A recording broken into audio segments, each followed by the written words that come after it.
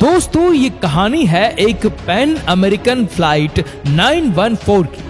2 जुलाई 1955 का दिन था। फ्लाइट 914 अमेरिका के न्यूयॉर्क सिटी एयरपोर्ट से फ्लोरिडा के मायामी जाने के लिए उड़ान भरती है। प्लेन में इस दौरान 57 पैसेंजर और 6 क्रू मेंबर सहित कुल 63 यात्री सवार थे। सफेद बादलों और नीले आसमान से गुजरते हुए ये प्लेन कुछ ही देर में हजारों फीट की ऊंचाई पर पहुंच गया। मौसम भी उस दिन काफी ज्यादा सुहावना था। जहाज में बैठे सभी पैसेंजर इस सुहाने मौसम का लुत्फ उठा रहे थे। प्लेन को उड़ते हुए अब लगभग 3 घंटे का समय बीत चुका था और प्लेन लगातार अपनी डेस्टिनेशन की तरफ बढ़ता जा रहा था। अभी तक सब कुछ सामान्य था, लेकिन तभी 3 घंटे बाद कुछ ऐसा हुआ जिससे सभी का दिल दहल गया। दरअसल 3 घंटे बाद एयरप्लेन अपने डेस्टिनेशन यानी मायामी पहुंचने से पहले ही कहीं गायब हो गया। काफी कोशिशों के बावजूद मायामी के कंट्रोल टावर पर लगी हुई रडार भी इस प्लेन का कोई पता नहीं लगा पा रही थी। जब मायामी एयर ट्रैफिक कंट्रोल ने न्यूयॉर्क ATC से इस बारे में जानना चाहा, तो वहां से भी उन्हें चौंका देने वाला जवाब मिला। दरअसल न्यूयॉर्क ATC का कहना था कि पैन अमेरिकन फ्लाइट 914 उनके भी रडार स्क्रीन से गायब हो चुकी है। दोनों ही साइड से काफी देर तक प्लेन के पायलट से संपर्क करने की कोशिश की गई, लेकिन उन्हें कोई भी जवाब नहीं मिला। प्लेन का यूं अचानक से गायब हो जाना सभी के लिए एक बड़ी चिंता का विषय बन गया।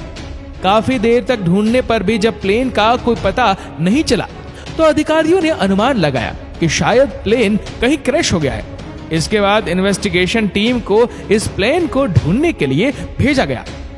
प्लेन न्यूयॉर्क और मायामी के बीच अटलांटिक ओशन के ऊपर से ही कहीं गायब हुआ था। ऐसे में कोस्ट गार्ड की टीम को भी इस काम में लगाया गया, ताकि अगर क्रैश होने के बावजूद प्लेन का मलबा कहीं समुद्र में गिरा हो तो उसे ढूंढा जा सके। इसके लिए काफी दिनों तक सर्च ऑपरेशन भी चलाई गई, लेकिन अफसोस इन्वेस्टिगेशन टीम को ना तो प्लेन मिला और ना ही उसका मलबा। जब काफी दिनों तक प्लेन का कोई सुराग नहीं मिला, तो अंत में सरकार ने ये कहते हुए अपना पल्ला झाड़ लिया कि पैन अमेरिकन फ्लाइट 914 क्रैश हो चुकी है। लेकिन सरकार की ये बात लोगों के गले नहीं उतर रही थी, क्योंकि ये प्लेन क्रैश हुआ है इस बात का कोई भी सबूत सरकार नहीं दे पाई थी। और अगर क्रैश हुआ भी था तो फिर इसका मलबा कहां था। इसके बाद इस केस की फाइल ठंडे बस्ते में चली गई। साल बीतते गए और दिन आया 9 सितंबर 1992 का, यानी इस प्लेन के गायब होने के ठीक 37 साल बाद। जगह थी वेनेजुएला का कैराकस एयरपोर्ट।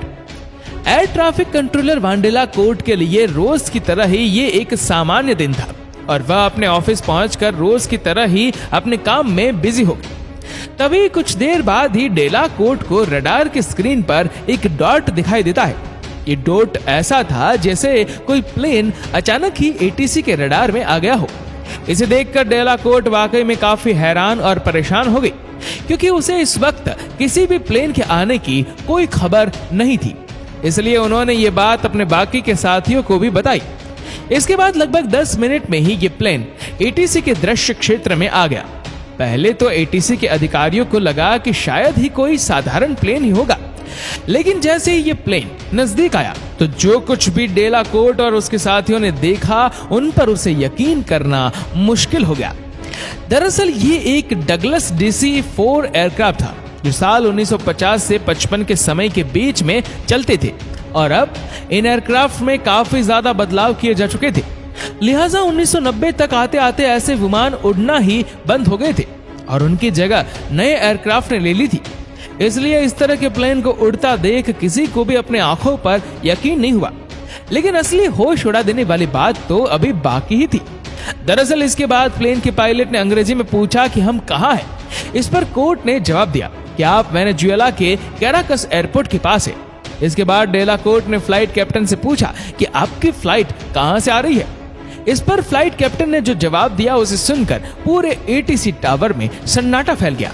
दरअसल फ्लाइट कैप्टन ने कहा कि उन्होंने 2 जुलाई 1955 को न्यूयॉर्क सिटी के एयरपोर्ट से उड़ान भरी है और सुबह 9:55 पर उनका मायामी एयरपोर्ट पर लैंडिंग का शेड्यूल है। इसे सुनते ही डेलाकोर्ट और उसके साथियों के होश उड़ गए। जब उन्होंने जांच की तो पता चला कि यह पैन अमेरिकन फ्लाइट 914 थी, जो पूरे 37 साल बाद लैंड करने जा रही थी। लेकिन अब सबसे बड़ा सवाल यह था कि आखिर यह प्लेन 37 साल से कहां था, और उसके बाद अचानक प्लेन से संपर्क टूट गया। एयरपोर्ट सिक्योरिटी ने बहुत कोशिश की कि इनके अंदर बैठे पायलट से बात हो सके, पर बात नहीं हो पाई। और कुछ समय रुकने के बाद एयरपोर्ट सिक्योरिटी ने एरोप्लेन के दरवाजे को खुद खोलकर अंदर जाने का फैसला लिया। अंदर जाने के बाद वहां के लोगों ने जो देखा वह देखकर लोग हक्के बक्के रह गए। अंदर का नजारा कुछ इस प्रकार था कि अंदर सीट पर स्केलेटन थे जो सीट बेल्ट लगाए हुए थे।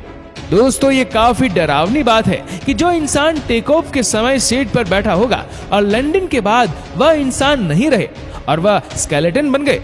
अब अंदर का नजारा काफी अनिकमस था और इसका जवाब सिर्फ पायलट दे सकते थे कि ऐसा आखिर क्या हुआ इस फ्लाइट की जर्नी के दौरान कि सब लोग स्केलेटन बन गए। तभी सिक्योरिटी के लोग दौड़कर पायलट के पास गए, लेकिन जैसे ही वह पायलट के पास गए तो वह भी स्केलेटन बन गए थे और पायलट के हाथ अभी भी प्लेन के नेविगेशन पर थे। दोस्तों, ऐसे में एक सवाल आता है कि यह प्लेन यदि आसमान में कहीं उड़ रहा था तो 37 सालों तक उड़ने के लिए इसे फ्यूल कहां से मिला। दोस्तों, साल 1985 में वीकली वर्ल्ड नाम की पत्रिका ने रेडल ऑफ फ्लाइट 914 के टाइटल के साथ इस घटना को सबसे पहले कवर किया था। जी हां, बिल्कुल सही सुना आपने। साल 1985 यानी प्लेन के वापस अपीयर होने के 7 साल पहले ही इस घटना को कवर कर लिया गया था। अब किसी चीज के होने से पहले ही उसके बारे में एग्जैक्टली वही खबर छाप देना, ये बात हमारी समझ से तो परे है। इस पत्रिका में कहा गया था कि एक प्लेन टाइम ट्रेवल करते हुए समय से 37 साल आगे निकल जाता है और फिर वापस आकर लैंड भी करता है। सिर्फ इतना ही नहीं, बाद में साल 1993 और 1999 में दोबारा इस खबर को अलग अलग डिटेल्स के साथ रिपब्लिक भी किया गया था। लेकिन यहाँ चौंका देने वाली बात यह थी कि पब्लिकेशन आई विटनेस यानी कि air traffic controller Bundela court की फोटोग्राफर दोनों ही बार अलग अलग यूज की थी। साथ ही ये भी कहा गया था कि पायलट और कंट्रोल टावर के बीच हुई कन्वर्सेशन की ऑडियो रिकॉर्डिंग भी सबूत के तौर पर सरकार को उपलब्ध करवाई गई है। लेकिन ऐसा भी कहीं नहीं था। वही कुछ लोगों का मानना है कि पैन अमेरिकन फ्लाइट 914 के गायब हो जाने और फिर 37 साल बाद वापस लौट आने जैसी कोई घटना कभी घटी ही नहीं थी। ये महज एक अफवाह थी जिसे इस पत्रिका और कुछ लोगों के द्वारा मिलकर इस तरह से तैयार किया गया था ताकि सुर्खियां बटोरी जा सके। दोस्तों, इस वीडियो को लेकर आपकी क्या राय है नीचे कमेंट करके जरूर बताएगा, और अगर आपको वीडियो अच्छा लगा तो इस वीडियो को लाइक करेगा, शेयर करेगा ज्यादा से ज्यादा लोगों तक, और ऐसे ही और भी रोचक जानकारियों के लिए सब्सक्राइब करें हमारे यूट्यूब चैनल को और फेसबुक पर फॉलो करें हमारे पेज को। धन्यवाद।